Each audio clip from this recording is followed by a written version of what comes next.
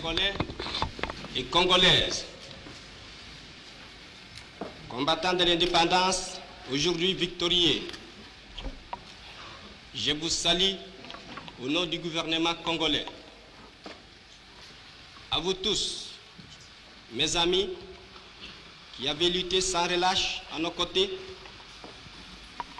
je vous demande de faire de ce 30 juillet 1960 une date illustre que vous garderez ineffaçablement gravée dans vos cœurs, une date dont vous enseignerez avec fierté la signification à vos enfants, pour que ceux-ci, à leur tour, fassent connaître à leurs fils et à leurs petits-fils l'histoire glorieuse de notre lutte pour la liberté. Car cette indépendance du Congo, si elle est proclamée aujourd'hui dans l'entente avec la Belgique, pays ami avec qui nous traitons d'égal à égal, ni les Congolais digne de ce nom ne pourra jamais oublier cependant que c'est par la lutte qu'elle a été conquise.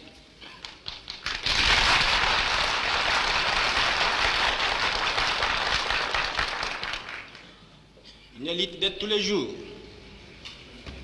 une lutte ardente et idéaliste, une lutte dans laquelle nous n'avons mélangé ni nos forces, ni nos privations, ni nos souffrances, ni notre sang.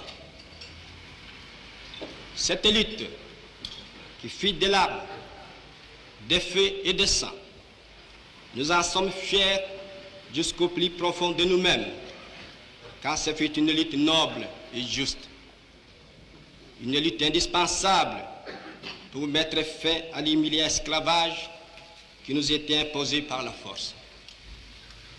Ce qui fit notre sort à 80 ans du régime colonialiste, nos blessures sont trop fraîches et trop douloureuses encore pour que nous puissions les chasser de notre mémoire. Quand nous avons connu le travail harassant, exigé en échange de salaires qui ne nous permettaient ni de manger à notre faim, ni de nous vêtir ou nous loger décemment, ni d'élever nos enfants comme des êtres chers. Nous avons connu les ironies, les insultes, les coups que nous devions subir matin, midi et soir, parce que nous étions des nègres. Qui oubliera qu'à un noir, on disait tu, non certes comme à un ami, mais parce que les vous honorables étaient réservés aux seuls blancs. Nous avons connu que nos terres furent spoliées au nom des textes prétendument légaux qui ne faisaient que reconnaître les droits du plus fort. Nous avons connu que la loi n'était jamais la même, selon qu'il s'agissait d'un blanc ou d'un noir, accommodante pour les uns, cruelle et inhumaine pour les autres. Nous avons connu les souffrances atroces des relégués pour opinion politique ou croyances religieuses. Exilés dans leur propre patrie, leur sort était vraiment pire que la mort elle-même. Nous avons connu qu'il y avait dans les villes des maisons magnifiques pour les blancs et des paillotes croulantes pour les noirs. Que les noirs n'étaient admis dans les cinémas, ni dans les restaurants, ni dans les magasins d'Européens. Que les noirs voyageaient à même la coque de péniche, au pied du blanc dans sa cabine de luxe. Qui oubliera enfin les fusillades où périrent tant de nos frères. Les cachons furent brutalement jetés, ceux qui ne voulaient plus se soumettre au régime d'injustice, d'oppression et d'exploitation.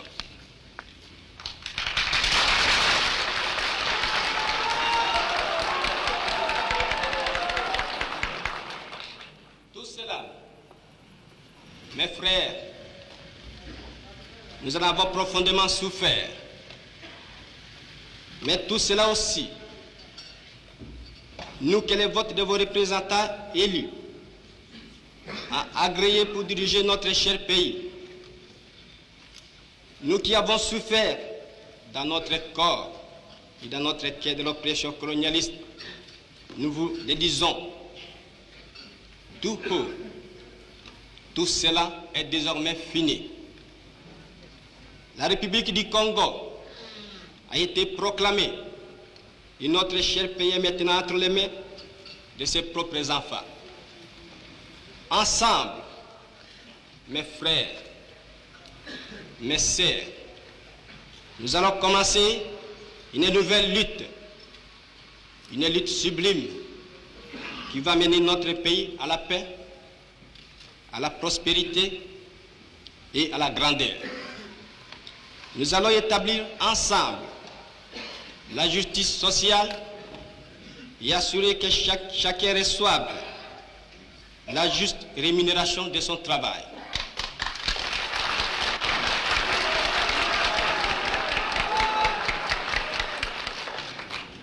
Nous allons montrer au monde ce que peut faire l'homme noir quand il travaille dans la liberté. Et nous allons faire du Congo le centre de rayonnement de l'Afrique tout entière. Nous allons veiller à ce que l'été de notre patrie profite véritablement à ses enfants. Nous allons revoir toutes les lois d'autrefois et en faire de nouvelles qui seront justes et nobles. Nous allons mettre fin à l'oppression de la pensée libre et faire en sorte que tous les citoyens jouissent pleinement des libertés fondamentales prévues dans la Déclaration des droits de l'homme.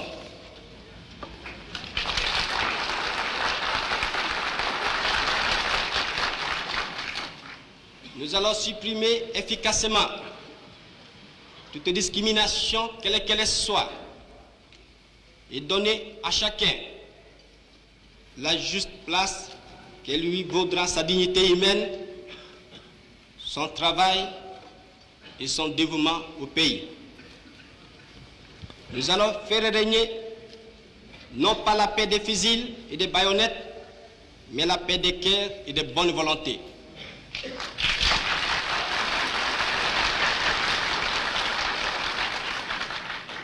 Et pour tout cela, chers compatriotes, soyez sûrs que nous pourrons compter non seulement sur nos forces énormes et nos richesses immenses, mais sur l'assistance de nombreux pays étrangers dont nous accepterons la collaboration chaque fois qu'elle sera loyale.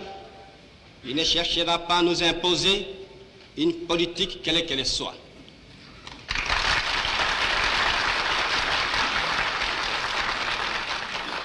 Dans ces domaines, la Belgique,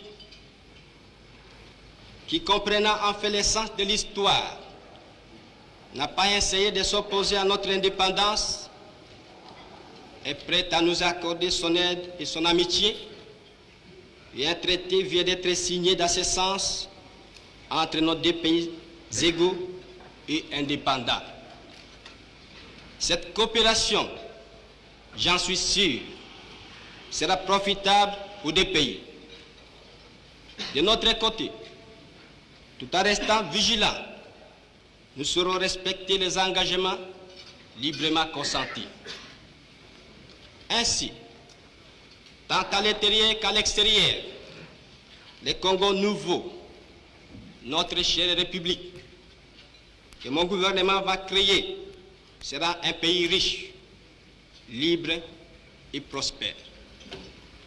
Mais pour que nous arrivions sans retard à ce but, vous tous, législateurs et citoyens congolais, je vous demande de m'aider de toutes vos forces. Je vous demande à tous d'oublier les querelles tribales qui nous épuisent, qui risquent de nous faire mépriser à l'étranger. Je demande à la minorité parlementaire d'aider mon gouvernement par une opposition constructive et de rester strictement dans les voies légales et démocratiques. Je vous demande à tous de ne reculer devant aucun sacrifice pour assurer la réussite de notre grandiose entreprise. Je vous demande enfin de respecter inconditionnellement la vie et les biens de vos concitoyens et des étrangers établis dans notre pays. Si la conduite de ces étrangers laisse à désirer, notre justice sera prompte à les expulser du territoire de la République. Si par contre leur conduite est bonne, il faut les laisser en paix, car eux aussi travaillent à la prospérité de notre pays.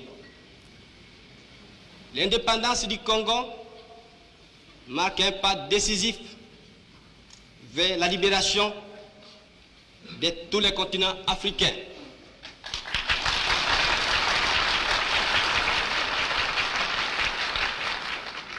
Voilà, si, Excellences, Mesdames, Messieurs, chers compatriotes, mes frères de race, mes frères de lutte, ce que j'ai voulu vous dire au nom du gouvernement en ce jour magnifique de notre indépendance complète et souveraine.